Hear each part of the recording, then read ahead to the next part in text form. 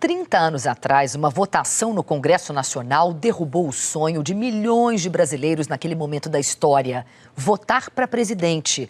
A sessão que não aprovou a emenda Dante de Oliveira, apresentada ao Congresso por causa do movimento Direta Já, é tema de uma reportagem especial que você vê agora. Há exatamente 30 anos, Brasília vivia a expectativa da votação das Diretas Já. O clima nas ruas estava pesado. A votação da emenda Dante de Oliveira aconteceu durante a vigência das medidas de emergência, uma espécie de estado de sítio local. Os acessos à cidade haviam sido bloqueados. O general Newton Cruz, chefe do Comando Militar do Planalto, na época, foi o responsável pela execução das medidas de emergência. Carro, congestionamento, né? Buzinaço. E o general Newton Cruz, né? Com a tropa de cavalo, correndo entre os carros, chicoteando os carros que buzinavam. Ele reprimia um motorista, mas o que adiantava, porque o outro de lá buzinava e ele nunca pegava ninguém buzinando com a boca na botija. Né?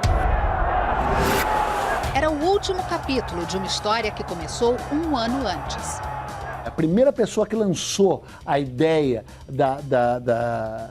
das Diretas Já foi o senador Teotônio Vilela, num programa de TV, logo no início de 1983. Ele falando o que ele está falando, dizendo, nós temos que fazer alguma coisa, o povo tem que entender isso, o povo tem que ir para a rua. E aí o jornalista, não me entendo quem, perguntou, sim, mas por que o senhor não faz isso? E ele virou assim, não é que tu tem razão? Vou fazer. Aí iniciou o movimento. E pegou uma barbaridade, pegou com simpatia mesmo. Houve uma manifestação em Curitiba, houve uma manifestação em Goiânia, todas elas já em março, abril de 83.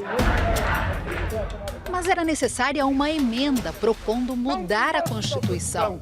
Faz um compromisso solene com a pátria e com o povo. Nós vamos ver, mas temos que fazer uma emenda, vamos ver o que tem aí. Vamos lá. A emenda do Dante Oliveira tinha as assinaturas necessárias, tinha o prazo necessário, já podia começar a trabalhar nela no dia seguinte. O auge dessas manifestações são as manifestações de 10 de abril no Rio de Janeiro, na Candelária.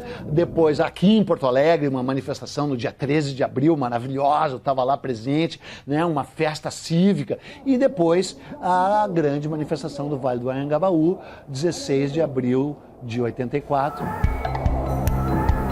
Antes dos discursos dos políticos, nomes famosos da música popular brasileira.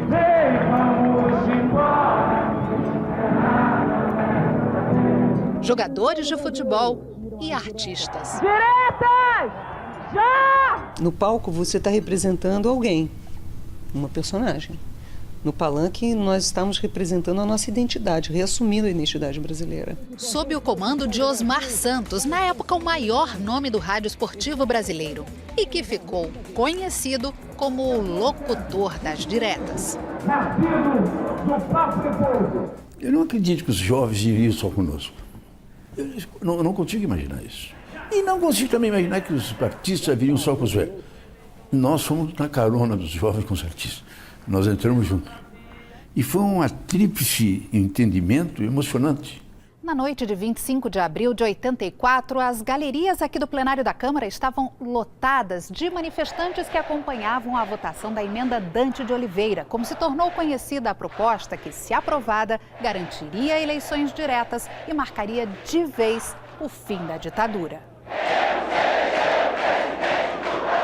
Mas, apesar da mobilização nacional, faltaram 22 votos para aprovar a proposta. Eram necessários 320 votos para aprovação da emenda, né?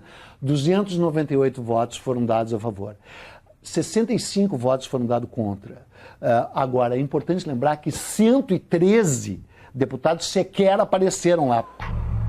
E se as diretas tivessem passado? O Ulisses Guimarães era o senhor diretas, é o nome que ele recebeu. É óbvio que ele era o candidato natural à presidência e óbvio que seria eleito se as diretas tivessem sido aprovadas. Mesmo derrotado, o movimento Direta e Já mudou o curso da história. Em janeiro de 1985, o período militar chega ao fim, com a eleição de Tancredo Neves pelo voto indireto. Em 1988, o país ganha uma nova Constituição. E um ano depois, se reencontra com as urnas para eleger o presidente e viver o maior período de normalidade democrática do Brasil.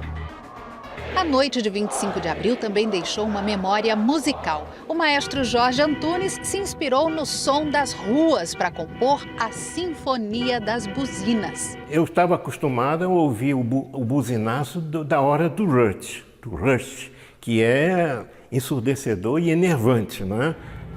E ali era não era um buzinaço da hora do rush num semáforo, era um buzinaço de 2.000 automóveis, que era um negócio ensurdecedor.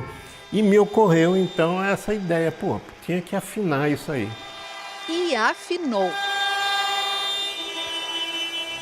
Essas imagens raras são do comício do dia 1º de junho em Brasília, realizado nessa data porque o que estava marcado para o dia 24 de abril foi cancelado por causa das medidas de emergência.